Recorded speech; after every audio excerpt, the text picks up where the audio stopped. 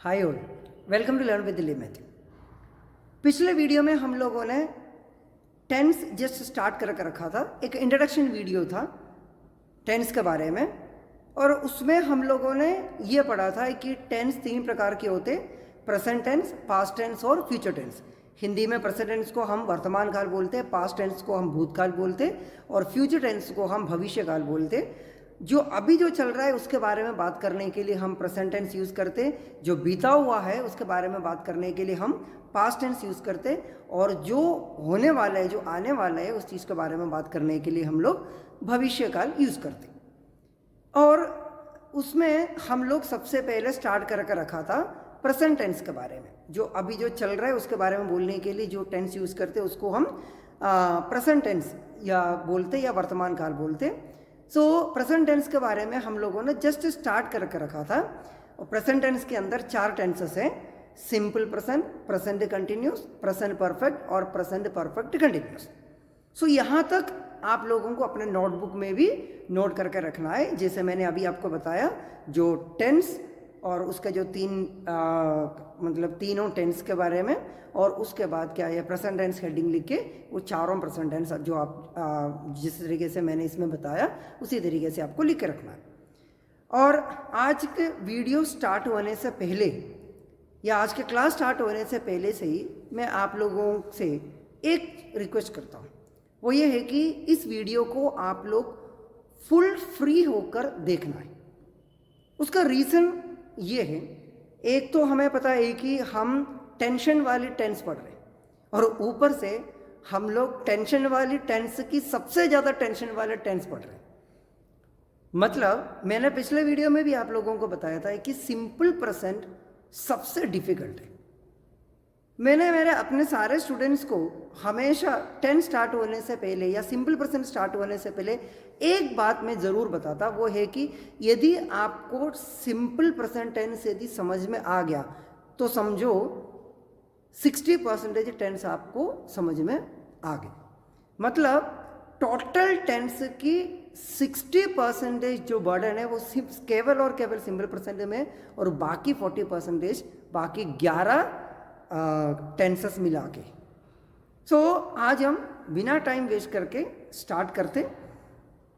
सो simple present tense start होने से पहले या स्टार्ट करने से पहले आप लोगों से एक बार और मैं रिक्वेस्ट करता हूँ कि जो मैंने मेरा जो थर्ड वाला क्लास में जो मैंने जो नोट्स लिख के रखने के लिए मैंने जो बताया था वो ज़रूर आप फॉलो कीजिए, और यदि नहीं किए तो ज़रूर करने के बाद आप लोग इस वीडियो को देखने की कोशिश कीजिए।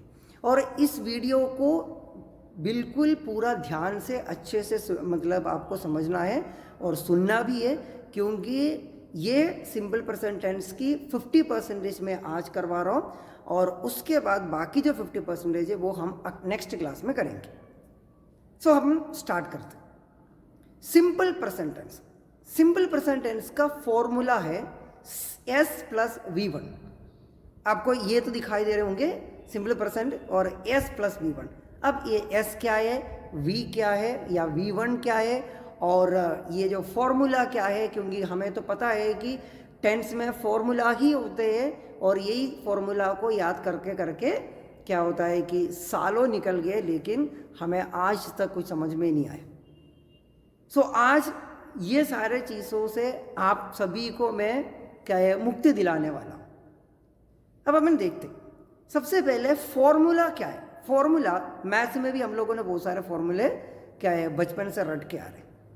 यहाँ पर केवल और केवल फॉर्मूला को आइडेंटिफिकेशन ऑफ अ सेंटेंस, मतलब एक सेंटेंस को देखते हुए हमें ये और ये दोनों साथ में आ गया तो ठीक है, ये सिंपल प्रेजेंट टेंस है। सिर्फ उतना ही सीरियसनेस लेना, और वैसे भी आपको एक भी फॉर्मूला भी याद नहीं करना है, मैंने पिछले क्लास में भी बता दिया, तो फिर आपको टेंशन लेने की ज़रूरत तो है ही नहीं। चलो क्लास को कंटिन्यू करते हैं अपन। सो सिंपल प्रेजेंट टेंस का फॉर्मूला है S + V1। अब S क्या है, V क्या है। S मतलब सब्जेक्ट और V मतलब वर्ब। अब सब्जेक्ट क्या है, सब्जेक्ट मतलब एक सेंटेंस में हम जिस चीज़ के बारे में या जिस व्यक्ति के बारे में बोल रहे या जिस चीज़ के बारे में बोल रहे वो है सब्जेक्ट। फॉर एग्जाम्पल, एक एग्जाम्पल के थ्रू अपन देख लेंगे क्या है, lion is the king of forest. So हम किसके बारे में बोल रहे हैं, लायन के बारे में बोल रहे हैं। Arun is a good boy, किसके बारे में बोल रहे हैं, अरुण के बारे में बोल रहे हैं। बॉयज आर प्लेइंग क्रिकेट, किसके बारे में बोल रहे हैं, बॉयज के बारे में बोल रहे हैं। तो सब्जेक्ट क्या है, ये अरुण, बॉयज, लायन, ये सब एक्चुअली क्या है, सब्जेक्ट है। सेंटेंस में या वाक्य में जिस चीज के बारे में या जिस व्यक्ति के बारे में बोल रहे हैं वो एक्चुअली क्या है, सब्जेक्ट। अब आपको सब्जेक्ट तो समझ में आ गए होंगे। सो सबसे पहले सब्जेक्ट आएंगे, सब्जेक्ट के बाद वर्ब का फर्स्ट फॉर्म आएंगे। वर्ब का फर्स्ट फॉर्म क्या है, ये तो हम लोगों ने पिछले वाले क्लास में हम लोगों ने जब वर्ब लिखते टाइम में क्या है लिखा था, V1 V2 V3 करके, जो वर्ब का फर्स्ट फॉर्म पहले लिखेंगे और सेकंड फॉर्म उसके बाद और थर्ड फॉर्म उसके बाद, है ना। राइट रोट रिटर्न वाला आप अभी जस्ट 2 दिन पहले ही आप लोगों ने उस चीज़ के बारे में पढ़े थे, सो जरूर आपको पता होगा। अब अपन सिंपल प्रेजेंट को आगे बढ़ाएंगे। सिंपल प्रेजेंट का फॉर्मूला सब्जेक्ट प्लस वर्ब का फर्स्ट फॉर्म। अब आप S प्लस V1 मत याद करना या S प्लस V1 मत बोलना, सब्जेक्ट प्लस वर्ब का फर्स्ट फॉर्म, बस ये ऐसे पढ़ना है, आपको याद नहीं करना है, ऐसे पढ़ना है, सब्जेक्ट प्लस वर्ब का फर्स्ट फॉर्म। अब सब्जेक्ट के बाद वर्ब का फर्स्ट फॉर्म यदि आ गया तो वो कौन सी टेंस होगा, सिंपल प्रेजेंट टेंस होगा। अब अपन एग्जाम्पल के थ्रू इस सब टेंस को समझने की कोशिश करेंगे। एग्जाम्पल लिखेंगे, फर्स्ट वाला एग्जाम्पल है I go to school. So I subject है, मैं स्कूल जाता हूँ, है ना, तो आई गो टू स्कूल, तो आई सब्जेक्ट है और आई के जस्ट बाद क्या आया, गो, मतलब सब्जेक्ट के जस्ट बाद क्या आ गया, वर्ब का फर्स्ट फॉर्म आ गया। ठीक है, अब अपन 1 मिनट के लिए अभी इसको यहाँ पर स्टॉप करेंगे, क्योंकि एक चीज़ और मुझे क्या होता है कि एग्जाम्पल्स के पहले आपको बताना है। आपने देखे होंगे कि जहाँ पर मैंने फॉर्मूला लिखा था सब्जेक्ट प्लस वर्ब का फर्स्ट फॉर्म, उसके आगे लिखा है ताहे तीहे तेहे। ये एक्चुअली क्या है, ये आपका क्या है, सिंपल प्रेजेंट टेंस की हिंदी पहचान है। हम कई बार क्या करते हैं कि इंग्लिश में सब कुछ रट कर रख लेते, है ना, और बहुत सारे बच्चों को याद भी होगा, चलो ठीक है, सिंपल प्रेजेंट क्या है, प्रेजेंट कंटिन्यूअस क्या, सबको याद होगा। लेकिन किसी सेंटेंस यदि हिंदी में देने के बाद उसको इंग्लिश में ट्रांसलेट करने के लिए जब हम बोलते तब वहाँ पर हम फंस जाते। क्यों, क्योंकि हम लोग उस चीज़ को हिंदी में पढ़े नहीं। सो हम हमारा रीजनल लैंग्वेज या हिंदी में भी इस चीज़ को इंग्लिश और हिंदी दोनों में पढ़ेंगे। जो सब्जेक्ट, जो वाक्य है या जो सेंटेंस है जिसके आखिरी में ताहे तीहे तेहे आ रहे, वो टेंस कौन सा है, सिंपल प्रेजेंट टेंस है। अब अपन एग्जाम्पल्स में वापस चले जाएंगे, तो ये समझ लेना कि ताहे तीहे तेहे जिस वाक्य के आखिरी में आ रहे वो सिंपल प्रेजेंट टेंस की पहचान है हिंदी में। अब अपन एग्जाम्पल से देख लेंगे। सो आई गो टू स्कूल, मैं स्कूल जाता हूँ। आई वर्ब का फर्स्ट फॉर्म है, सॉरी आई सब्जेक्ट है और गो वर्ब का फर्स्ट फॉर्म है। देखिए सब्जेक्ट के बाद वर्ब का फर्स्ट फॉर्म आ गया, सो ये सिंपल प्रेजेंट टेंस है। इसके हिंदी में क्या है, मैं स्कूल जाता हूँ, तो ताहे तीहे तेहे लास्ट में आ रहे, तो वो क्या है, हिंदी में simple present tense.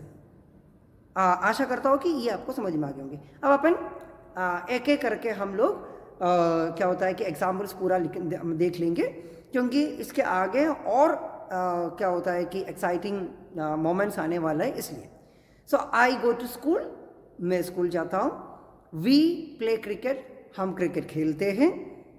You learn English, तुम अंग्रेजी पढ़ते हो या सीखते हो। ही ईट्स पिज़्ज़ा, वह पिज़्ज़ा खाता है। शी राइट्स पोयम, वह पोयम लिखती है। इट रन्स फास्ट, ये तेज दौड़ता है। They watch TV, way TV देखते हैं। अमन सेल्स कार्स, अमन कार बेचता है। गर्ल्स डांस, लड़कियां नाचती है। डॉग बार्क्स, कुत्ता भौंकता है। अब अपन इस एग्जाम्पल्स को आप लोग थोड़ा सा रिवाइंड जाके एक बार और देख लेंगे, तो थोड़ा बहुत कन्फ्यूजन इस सेंटेंस में या इस एग्जाम्पल्स में देखने को मिलेगी। वो एक्चुअली क्या है उसके बारे में हम एक्सप्लेन करेंगे। कन्फ्यूजन ये है कि हमने ये देखा है कि I go to school, we play cricket में देखा सब्जेक्ट के बाद वर्ब का फर्स्ट फॉर्म है। लेकिन जब अपन he she it, he eats pizza, she writes poem, it runs fast, इसमें हम लोगों ने देखा कि ही ईट्स पिज़्ज़ा आता है। एक्चुअली वर्ब का फर्स्ट फॉर्म क्या है? ईट आना चाहिए, तो वहाँ पर ईट्स क्यों?